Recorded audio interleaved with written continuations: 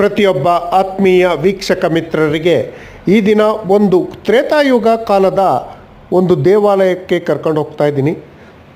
ಮೃಗಾವತಿ, ಶಿವಮೊಗ್ಗ ಜಿಲ್ಲೆ ತೀರ್ಥಹಳ್ಳಿ ತಾಲೂಕಿನಲ್ಲಿ ಇರುವಂತಹ ತ್ರೇತಾಯುಗದಲ್ಲಿ ಶ್ರೀರಾಮಚಂದ್ರನಿಂದ ನಿರ್ಮಾಣ ಮಾಡಲಾದಂತಹ ದೇವಾಲಯ.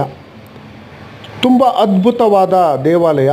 ಸುಮಾರು 5-6 ಸಾವಿರ ವರ್ಷಗಳ ಹಿಂದೆ ಇಲ್ಲಿ ಶ್ರೀರಾಮಚಂದ್ರ ಬಂದು ಮಲ್ಲಿಕಾರ್ಜುನ ಸ್ವಾಮಿಯನ್ನು ಪ್ರತಿಷ್ಠಾಪನೆ ಮಾಡಿದಂಥ ಐಹಿತ್ಯ ಇರುವಂಥ ದೇವಾಲಯ.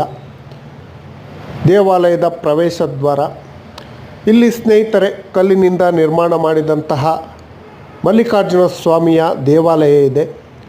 ಭಕ್ತರು ಯಾವುದೇ ಬೇಡಿಕೆಗಳನ್ನು ಬೇಡಿಕೊಂಡು ಈ ದೇವಾಲಯಕ್ಕೆ ಬಂದರೆ ಆ ಬೇಡಿಕೆಗಳನ್ನು ಈಡೇರಿಸೋದು ಈ ಕ್ಷೇತ್ರದ ಮಹಿಮೆ. ಮಲ್ಲಿಕಾರ್ಜುನ ಸ್ವಾಮಿ ದೇವಾಲಯ ನೋಡಲು ಅದ್ಭುತವಾಗಿದೆ. ಶ್ರೀರಾಮಚಂದ್ರನು ಮಾರೀಚನನ್ನು ಇದೇ ಸ್ಥಳದಲ್ಲಿ ವಧೆ ಮಾಡಿದ ಅಂಥ ಸಮಯದಲ್ಲಿ ಮಲ್ಲಿಕಾರ್ಜುನ ಸ್ವಾಮಿಯನ್ನು ಈ ಸ್ಥಳದಲ್ಲಿ ಸ್ಥಾಪನೆ ಮಾಡಿ ಪೂಜೆ ಮಾಡಿದ ಅಂಥ ಐತಿಹಾಸಿಕ ಹಿನ್ನೆಲೆ ಇರುವಂಥ ಸ್ಥಳ. ಈ ದಿನ ನಾವು ಕಾರ್ತಿಕ ಅಮಾವಾಸ್ಯೆ ದಿನ ಹೋಗಿದ್ದು. ಈ ದಿನ ವಿಶೇಷ ಪೂಜೆ ನಡೆಯುತ್ತೆ, ಮಹಾಮಂಗಳಾರತಿ ನಡೆಯುತ್ತೆ. ನೋಡಿ ಮಲ್ಲಿಕಾರ್ಜುನ ಸ್ವಾಮಿ ಎಷ್ಟು ಚೆನ್ನಾಗಿ ಇದೆ ಅಂತ. ಇದೇ ಸ್ಥಳದ ಕೆಳಗಡೆ ಒಂದು ಪುಣ್ಯ ನದಿ ಇದೆ.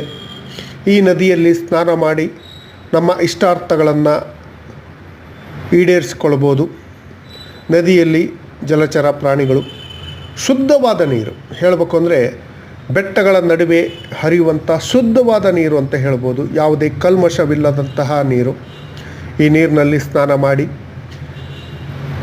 ಮೃಗಾವತಿಯ ಶ್ರೀ ಮಲ್ಲಿಕಾರ್ಜುನ ಸ್ವಾಮಿಯನ್ನು ಬೇಡಿಕೊಂಡ್ರೆ ನಿಮ್ಮೆಲ್ಲ ಕಷ್ಟಗಳನ್ನು ನಿವಾರಣೆ ಮಾಡುವಂಥ ದೇವರು. ಯಾವತ್ತಾದರೂ ನಿಮ್ಮ ಕುಟುಂಬದವರು ಶಿವಮೊಗ್ಗ ಕಡೆ ಏನಾದರೂ ಬಂದರೆ, ಶಿವಮೊಗ್ಗದಿಂದ ಸುಮಾರು 52 ಕಿಲೋಮೀಟರ್ ದೂರದಲ್ಲಿರುವಂತಹ ನಿತ್ಯ ಹರಿದ್ವರ್ಣ ಕಾಡುಗಳ ಮಧ್ಯೆ ಇರುವಂಥ ದೇವಾಲಯ. ಈ ದೇವಾಲಯಕ್ಕೆ ಖಂಡಿತವಾಗಿ ಭೇಟಿ ನೀಡಿ. ನಿಮ್ಮನ್ನು ತ್ರೇತಾಯುಗಕ್ಕೆ ಕರ್ಕೊಂಡು ಹೋಗುವಂಥ ಸ್ಥಳ. ಶ್ರೀರಾಮಚಂದ್ರನ ಕೃಪೆಗೆ ಪಾತ್ರರಾಗಿ, ಮಲ್ಲಿಕಾರ್ಜುನ ಸ್ವಾಮಿಯ ಕೃಪೆಗೆ ಪಾತ್ರವಾಗಿ. ಎಷ್ಟು ಶುಭ್ರವಾಗಿದೆ ನೋಡಿ ನೀರು. ಮಲ್ಲಿಕಾರ್ಜುನ ಸ್ವಾಮಿಯ ಶ್ರೀ ಕ್ಷೇತ್ರ ನಿಮಗೆ ಇಷ್ಟ ಆದರೆ ದಯವಿಟ್ಟು ಈ ಚಾನಲ್ಗೆ ಸಬ್ಸ್ಕ್ರೈಬ್ ಮಾಡ್ಕೊಳ್ಳಿ. ಧನ್ಯವಾದಗಳು.